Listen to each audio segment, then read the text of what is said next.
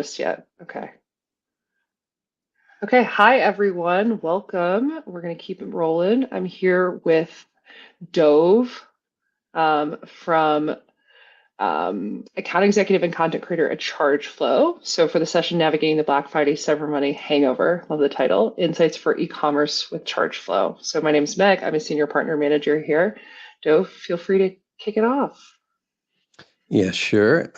Just gonna share my screen. Can everybody see me or no? Can you see the I can't see your screen just slide? yet. No. Okay. Sorry about that. Uh, oh, here we go. Okay. Now we good? Boom.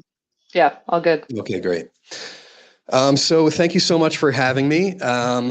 Obviously, we're going to be talking about navigating the BFCM hangover.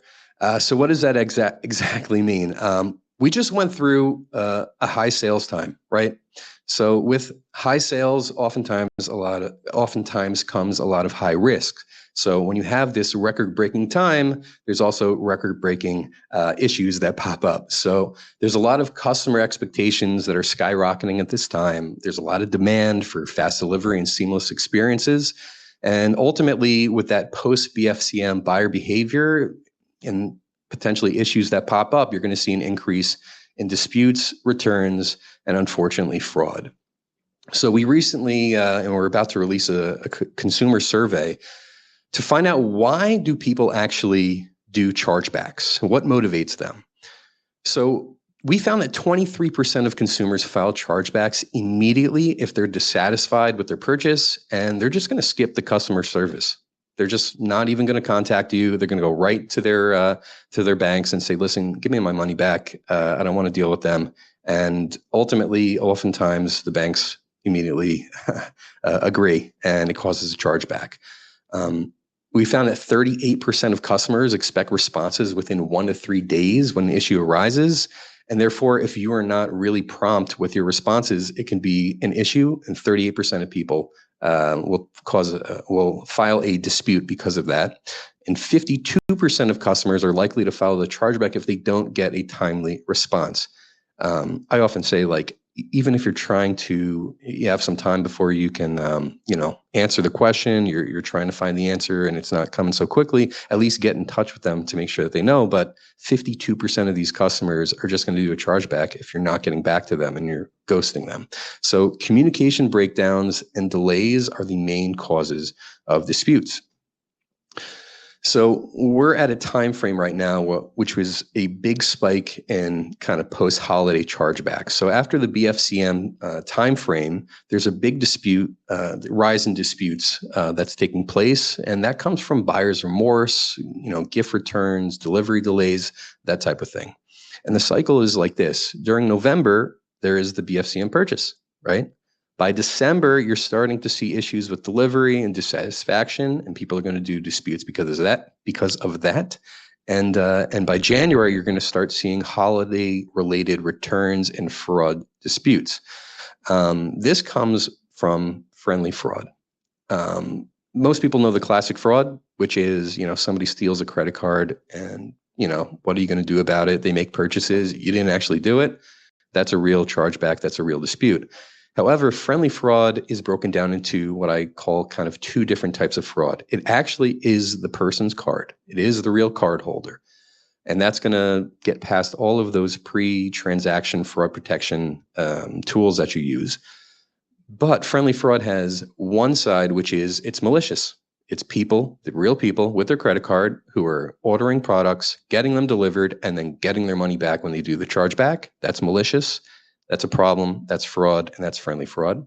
The next one isn't so malicious. It isn't so malicious. It's actually just, a person makes a mistake.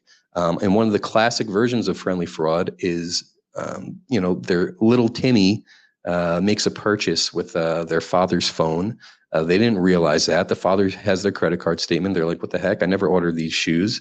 And then, they do this chargeback, but it was a real purchase. It actually was their son.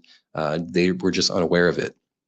And we found that 79% of chargebacks actually fall within the category of friendly fraud. That means that you have the potential of winning up to 79% of your chargebacks. Not so easy, but there's a lot on the table. Over here is a chart which actually shows, we can't give the exact numbers because of privacy reasons, but you see over here that towards October, starting to get into November, you're seeing a big increase in the amount of chargebacks, and also not just the volume of it, but obviously the value of it. And it starts spiking and gets towards December when you see kind of ultimately the peak, and then it slowly starts going down. And by February, you're kind of back into the normal time zone. But from November to January, there is a big increase in the volume and value of chargebacks.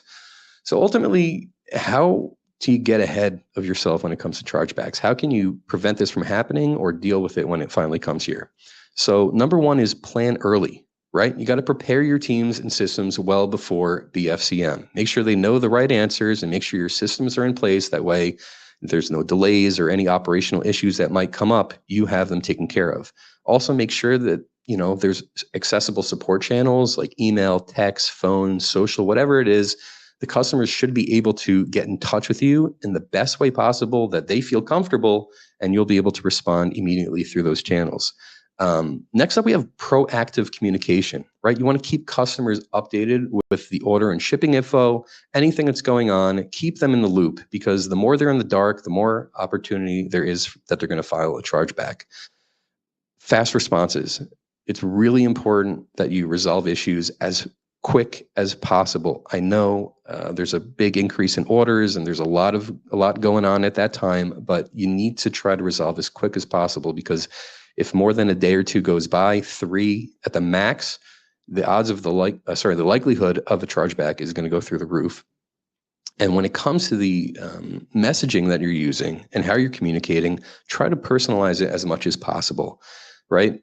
Make sure you address them as a real human being with their specific concerns, as opposed to them just being a random number out there, and they don't feel that you care about them. And if they feel you don't care about them, it's much easier for them to do a chargeback as well. So a couple ways to optimize the customer experience during the BFCM timeframe is to simplify the returns process and reduce the frustration, right? Make it easy for them to do a return, right? I know we want to make sure that the products stay out there, that it was a successful sale, but at the end of the day, if they want to return it, make it easy. You don't want a chargeback popping up. Use loyalty programs and incentives to retain customers. The more that a person is connected to the brand, the less likely they are to actually do a chargeback.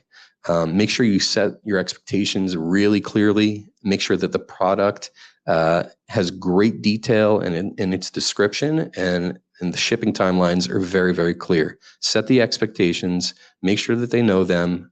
They know that this is the product, exactly how it looks, exactly how it sounds, and that ultimately it's going to be delivered in the right time frame. And invest in training your support teams for holiday-related challenges, right? Make sure that your support teams know how to answer a question efficiently and quickly, and they don't have to kind of run all over the place trying to find an answer, because once again, we're talking speed is one of the greatest things out there. In the event that a chargeback does get through, what are you going to do? One is to track and analyze what's going on, right? Understand the trends of chargebacks and refine your strategies. If you know that a certain time of year, there is going to be a backup in delivery, or something is going to be happening and the likelihood of chargebacks are going up, make sure you try to get in front of it and that you're prepared to handle it. Leverage technology and tools like Chargeflow to streamline your dispute management. Right over here at Chargeflow, we automate the dispute process from A to Z, and ultimately we use AI in order to win more chargebacks. Typically at least 80% more than your in-house teams. But there are tools out there that can help you automate the process and win more. But if you are deciding to take it on these chargebacks on your own, make sure that when you challenge the disputes, you're using really strong evidence to fight those claims, right? You have to envision that you're in a court and you are defending yourself, and you need to provide every piece of evidence that you possibly can in the most clear and succinct way that the judge is going to understand that, wow, you're right, they're actually lying. This is a fraudulent chargeback, and we're going to rule in your favor. And ultimately, you can improve your policies, right? Adjust return and shipping policies to prevent repeat disputes. If you keep on seeing something happen and you keep on seeing returns happen, or there's disputes based off of whatever reason, adjust the policies to make it clear that, number one, if there's shipping issues, you want to make it clear that that's very specific on your website. People can see it. It's obvious. The people will see it. And for us, we can use it as evidence, or you can use it as evidence to say, hey, it was written very, very clearly. This is what our policies are. And that should be able to help you win the chargeback as well. So ultimately, be proactive. Make sure that you prepare, even prepare now to reduce your chargebacks and protect your revenue for the future. One more thing, as part of the gift that we have for people who attended this webinar, anybody who's new to Chargeflow and signs up will get your first 30 days free and up to $1,000 in managed chargeback value. And all you got to do is use the code SHIPBOB. You go to chargeflow.io, sign up, use SHIPBOB, and ultimately we can help you out there with your chargebacks.